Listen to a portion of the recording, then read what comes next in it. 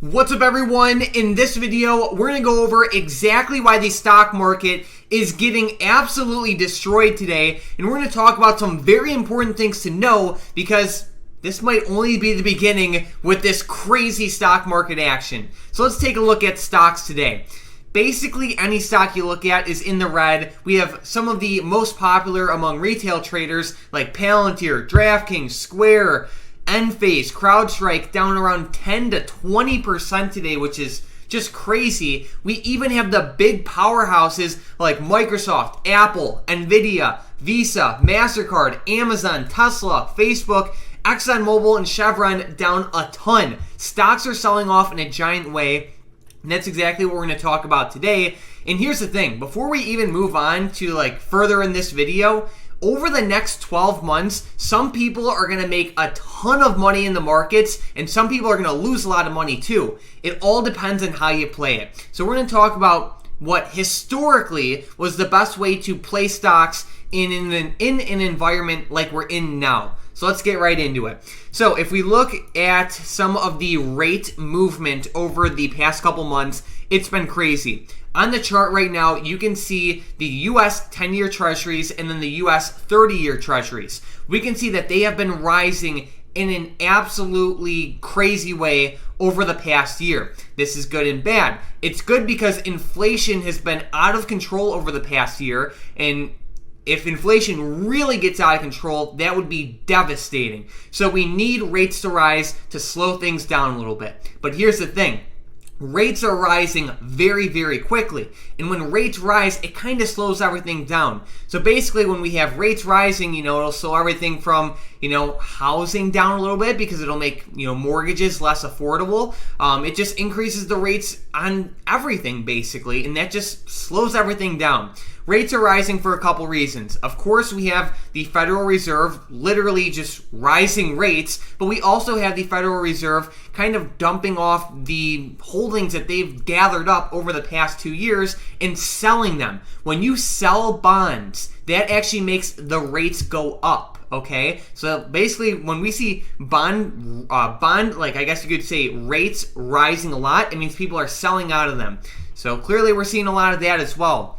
Also, another thing, we have CPI data on Wednesday, so that can add a lot of certainty to the markets on Wednesday, or it can make everyone panic. We won't know that until it gets reported, but Wednesday, an hour before open, that will be important. We have big inflation data coming up, so keep that on your radar. But besides that, the market is just absolutely crazy. Now, what I want to point out is when we say this is just the beginning, that does not mean it's just the beginning of the stock market getting absolutely destroyed. But it is definitely just the beginning when it comes to volatility, okay? In times where the stock market tanks down like we're seeing now, it is almost always followed by extreme levels of volatility also to the upside. And we actually have a prime example of this over the past year. Let's check this out. We can see basically from January 1st all the way to March 14th, there was a lot of selling pressure, right? A lot of selling pressure.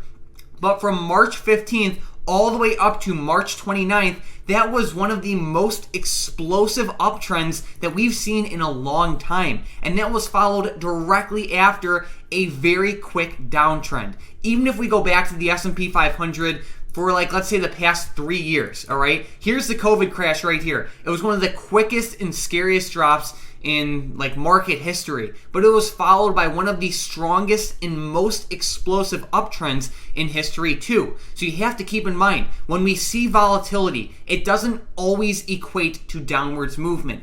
A lot of times when we see a lot of volatility to the downside, it is also followed by volatility to the upside. And that does not mean that the stock market is just going to magically appear back to all-time highs by October. I hope it happens, but it's probably not. But, the point is to know that volatility is likely here to stay for at least a couple months, if not longer, all right?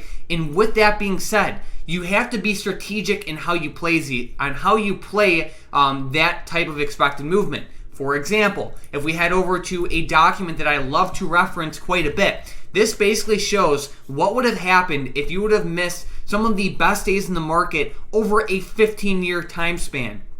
If you would have started investing into the market basically in the beginning of 2007 and you would have stopped at the end of 2021, if you would have invested the full time, you would have turned $10,000 into over $45,000. If you would have missed just the 20 best days, you would have only turned 10 grand into a little bit over 12 grand. That is a giant difference, all right? And the point is that if you see stocks that you like, stocks that you wouldn't mind holding, stocks that you want to own for like the next 10, 20, 30 years, or even the next 5 years, don't try and time the market when the market is the most volatile, okay? If you know you want to own a stock, historically the best thing to do is to buy it and forget about it. Let the market be crazy, but over time, as long as you did your research and you're actually invested in a good company, things should end up fine, okay? Trying to time the market in this type of environment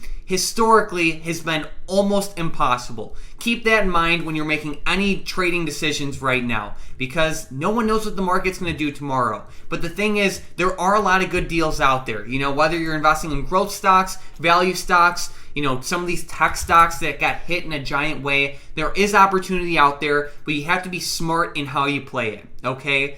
I'm definitely going to be buying up stocks for the long term. It doesn't mean it's the bottom. Stocks can fall a lot more. Historically, the best thing to do is just dollar cost average over time, and you should be good.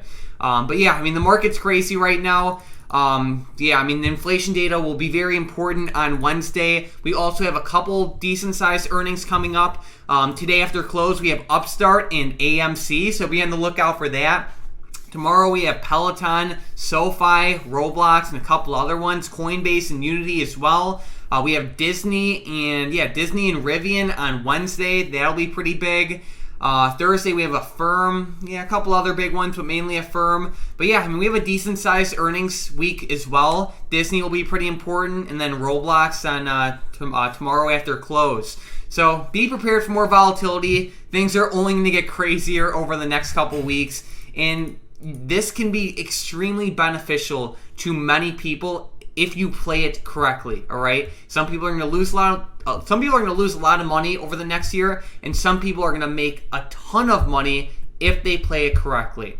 Historically, the best way to play it is dollar cost averaging and just holding. So I hope this video helped you. Be prepared for more volatility. Let me know what you think the market's going to do over the next couple weeks, because this volatility is insane. But thank you guys so much for watching.